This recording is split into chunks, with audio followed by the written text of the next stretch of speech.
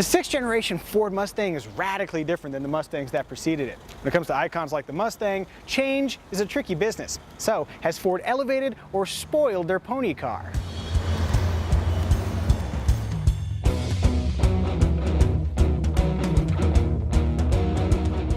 From a design perspective, we're in the elevated camp. Sporting a fastback profile, the latest Mustang looks modern while respecting its history. Cut the roof off and it still looks good. Clearly, style is important to Mustang buyers, but the improvements made to the latest car continue deep beneath its shiny surface. One noticeable area of improvement is in the interior. Yeah, there's still some plastic bits here, but look, there's nice soft bits. And actually on the upper level cars, this is soft too. The whole thing looks classic, yet also modern, and check it out, toggle switches. It's just like a big Mini Cooper. It's so totally gonna piss off Mustang fans. Ha!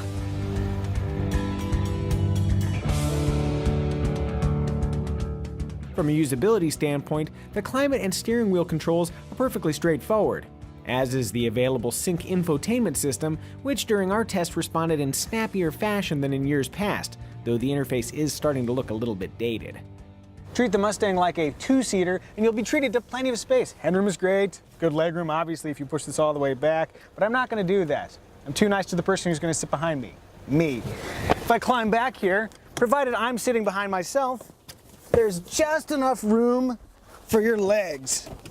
There we go, kind of squeezed in. There's a cutout here in the seat and I just barely fit. Headroom on the other hand, a little dicey. There's a nook here where the glass is that you can stick a head. But if you're long and torso like me, this ain't gonna work for long. On a practical note, cargo volume is a reasonable 13.5 cubic feet in the fastback and 11.4 cubic feet in the convertible. The rear seats can also be folded flat to accommodate larger cargo or yet another luggage demo where you crawl through the trunk.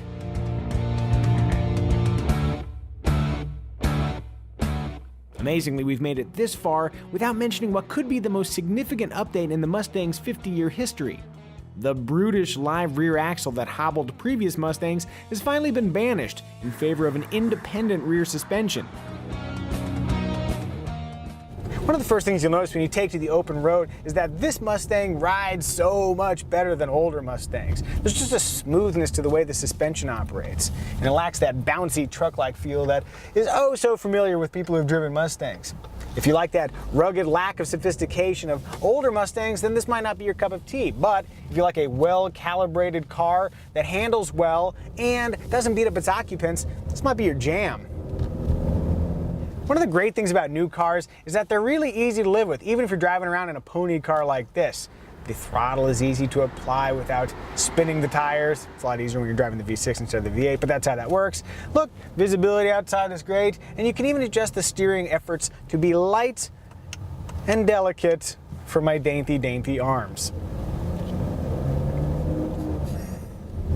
One of these toggles down here adjusts between comfort, normal, and sport settings. That's heavy, but still manageable. I'm going to put it back to comfort now. Again, weak arms.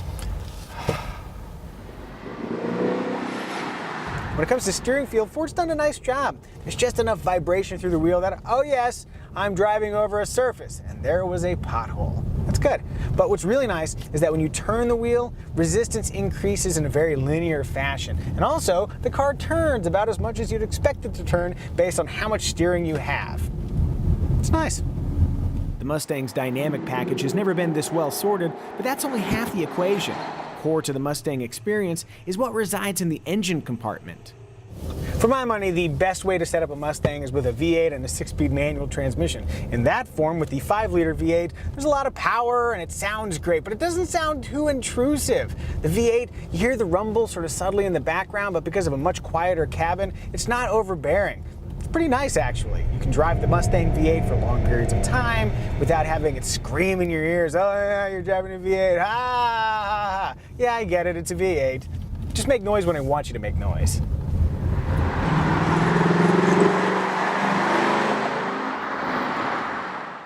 New in the 6th generation Mustang is a 2.3-liter 4-cylinder engine that's turbocharged and has direct injection, and it's adorable. Look, it sounds like I'm driving a lowered Honda Civic.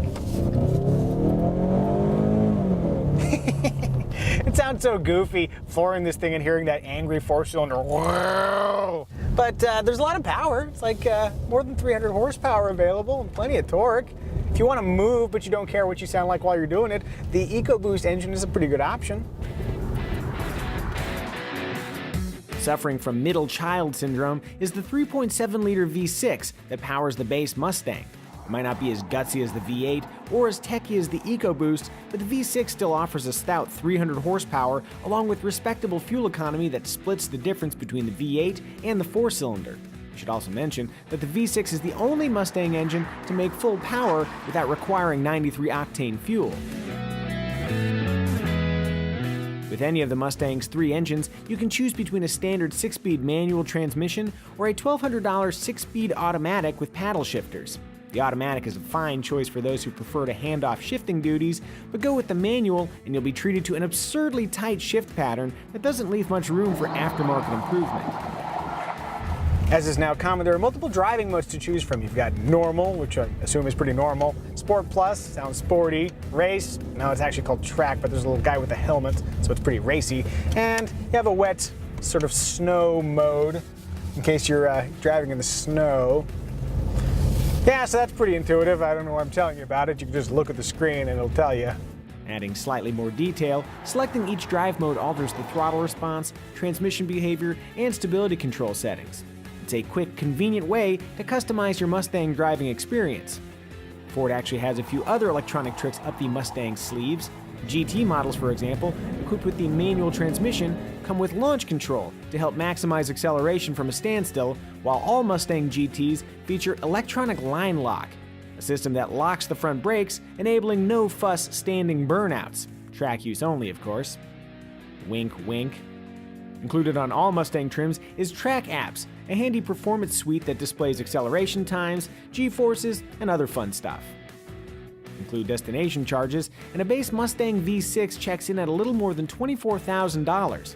For that price, you get a car with 17-inch aluminum wheels, cloth seats, automatic HID headlamps, keyless access with push-button start, a backup camera, a 6-speaker audio system with 2 USB ports and sync voice activation, and 7 airbags, including a driver's side knee airbag.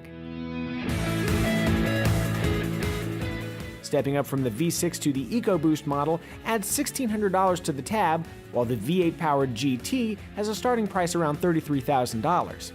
The EcoBoost and GT models can also be had in premium trims that include niceties like dual-zone climate control and leather-trimmed heated and cooled seats. One item worth noting, these seat coolers, while lovely to have, only work on the seat bottom, not on the seat back. I know swamp back isn't nearly as popular a syndrome, but a little cooling up here might not hurt. Among a vast array of features offered to enhance the basic Mustang, some standout items include blind spot warning with cross-traffic alert, adaptive cruise control, forward collision alert, and performance packages available for the GT and EcoBoost Mustang that include special 19-inch wheels, grippier summer tires, a retuned suspension, bigger brakes, a larger radiator, and a spoiler delete. Sportier Recaro front seats are also offered, but honestly, the standard seats are plenty supportive and don't impede arm movements like the Recaros do, all while saving you $1,600. Ignore that advice and load up a Mustang GT premium trim with all the available add-ons, and you can expect to spend upwards of $46,000.